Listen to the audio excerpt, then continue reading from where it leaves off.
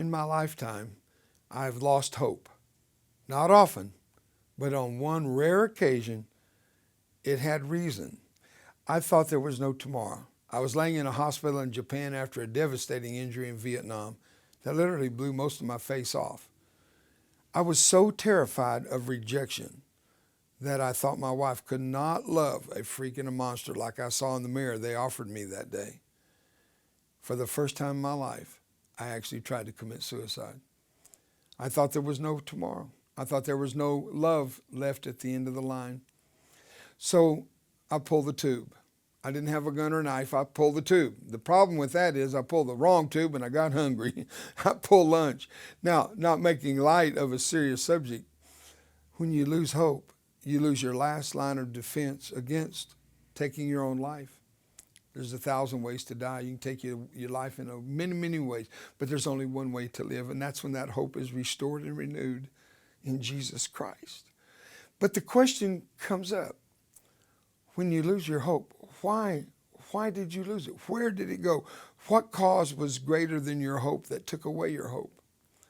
Well, I lost my hope of tomorrow. I lost my hope of the future. I lost my hope of my wife, my little teenage wife still loving me.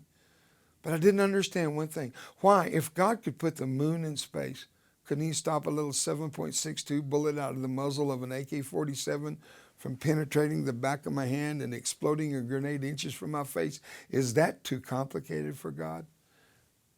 Not at all. And in fact, there was an answer, but I couldn't find it, and it took a friend. Her name was Jan Crouch. I always said to her, we're going to take off all of your makeup and we're going to find Jimmy Hoffa. She thought I was the funniest thing in the world and actually liked being made fun of from friends. I said, how can I trust a woman with blue hair when she said to me something that would change my life forever?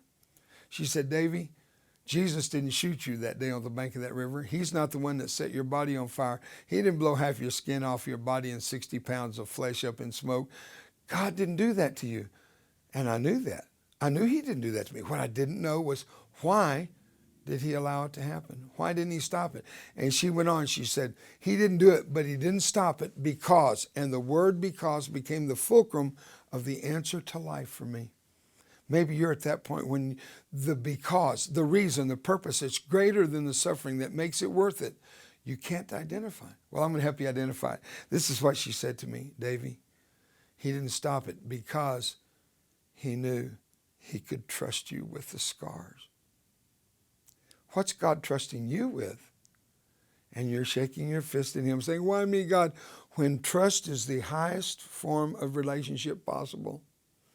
I guess I put it this way. What I thought was a liability was a liberty.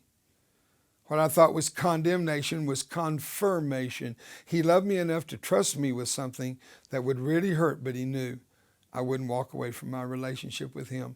So when you're broken, when you're hurting the most, don't ask, why me, God? Say to God, why? Because you've got something bigger than my pain that my cause will carry me through. Jesus endured the cross for the joy that was set before him. I'm Dave Roever. I approve of this message.